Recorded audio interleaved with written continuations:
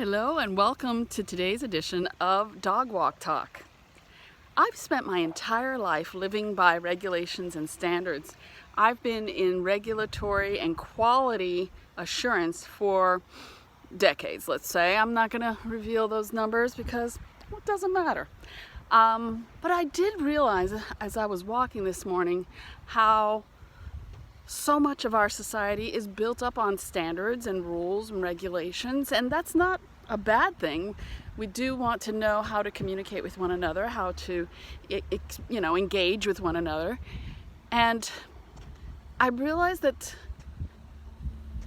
besides regulations and societal mores, rules, we also create our own standards based on our life experience, and it works for us. It's a part of a survival mechanism to know how to function in the world. Excuse me, my fancy fabric is falling.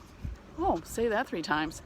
And there comes a point though when you realize that some of those rules, they're not yours.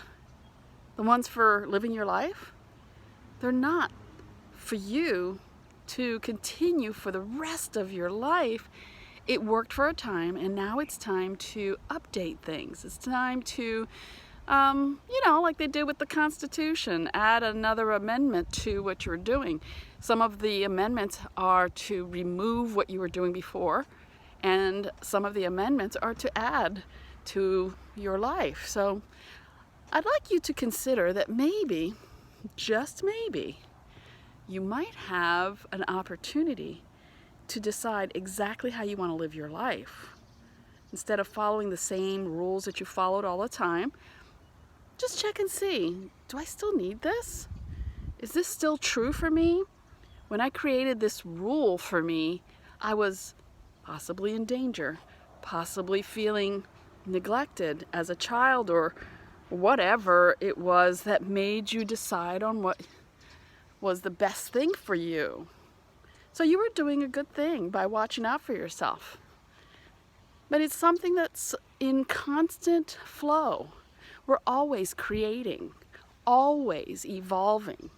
And when we try to stuff ourselves into a little box and stay in one way of being for the entire time of our existence, we're really cheating ourselves from staying in the present moment and discovering what is coming up newly.